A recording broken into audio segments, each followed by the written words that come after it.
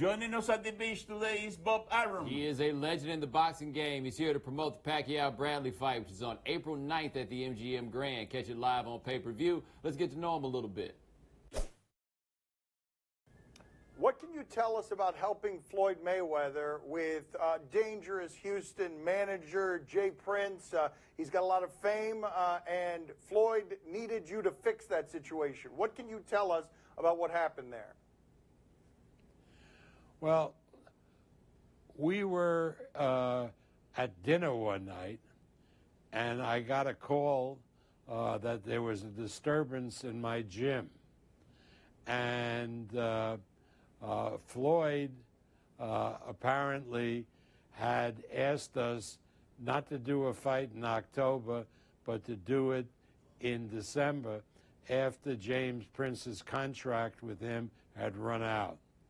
So the disturbance in my gym was that some people came over with or without the knowledge of James Prince and proceeded to break a couple of heads of people in Mayweather's camp with baseball bats. And so the gym was splattered with blood, and Floyd came to my office the next day and he said, Prince wants his money from the fight that's coming up. So I said to Floyd, fine, if that's what you want, I'll write him a letter of credit. And Floyd said to me, Prince don't do no letters of credit. You better send the cash. So I wrote a check, and I made a contract with Prince's lawyer, and he got paid the money that he said he was entitled to as Floyd's manager. Well, had Floyd told you anything about him before this disturbance? No, I had met Prince while he was Floyd's manager, and he conducted himself very businesslike, very well, and I've dealt with him since, and he's been a man of his word. So I have no complaint with James Prince. What the falling out was, if there was a falling out, that's between Floyd Mayweather and James Prince. And man, I haven't been in this business for 50 years, so I'm going to end up getting involved in their dispute. I mean, I'm too smart for that. But what did Floyd say to you to get you to write a check for $600,000 just like that? Like, what specifically? Floyd was afraid, yes? Well, you know, whether he was afraid or whether he was doing the right thing, that's for Floyd to determine.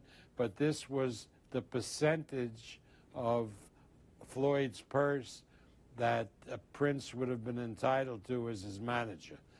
The difficulty was that the check... There was blood all over the gym and baseball bats. Like, what do you mean doing the right thing? Like, you sounded afraid. I stopped practicing law a number of years ago. I'm not going to be a judge or jury on this dispute. I'm just telling you what happened. Okay. Can you tell us about how Elijah Muhammad, is this true? Elijah Muhammad helped you close a deal with Muhammad Ali? Do I have that right?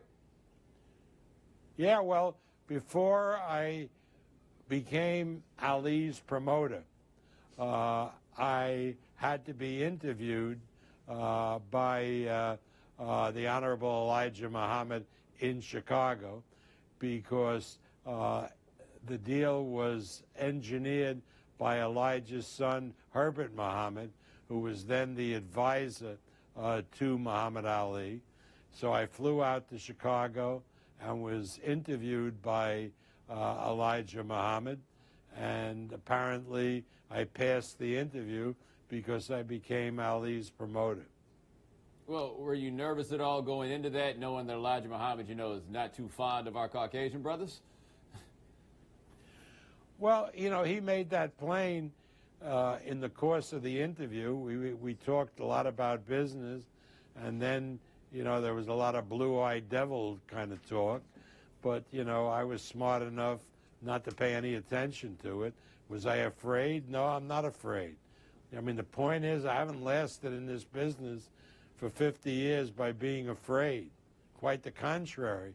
Why should I be afraid of anything? Can you explain to us what the 2 days after the Thrilla in Manila looked like? Oh, my God.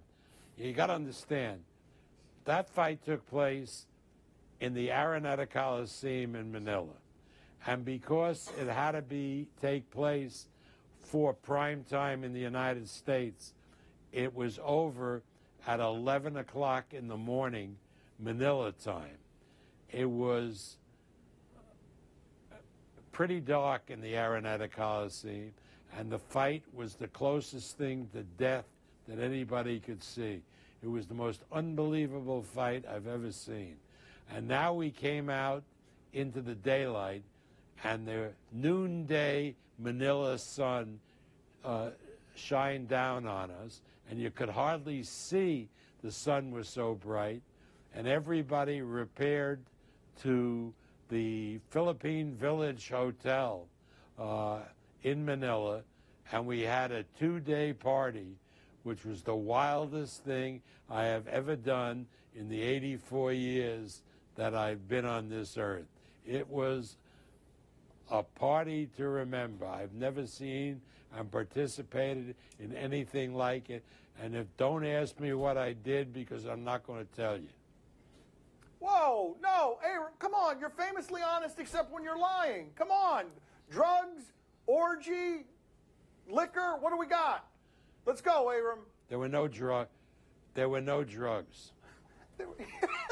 Liquor orgies, I'm not going to answer. Okay, but there are no drugs. Oh, okay, so He denied the drug use. we've narrowed it, though. Like, I have a clearer idea now. I feel, Bob, like we got you on. I feel like you've confirmed that. Well, I didn't confirm or deny, but I'm not going to answer that. But I'm going to talk. If you ask me about drug use, I deny that. Okay. That's a confirmation, then. We'll take that as a confirmation, right? Well, If you had... We'll take it as a confirmation. We're moving on. We're moving on. If I gave you in all those years in boxing, I gave you a do-over, what are you going back and doing over? Look, you're still smiling thinking about the orgies. I see it on your face. I see it on your face.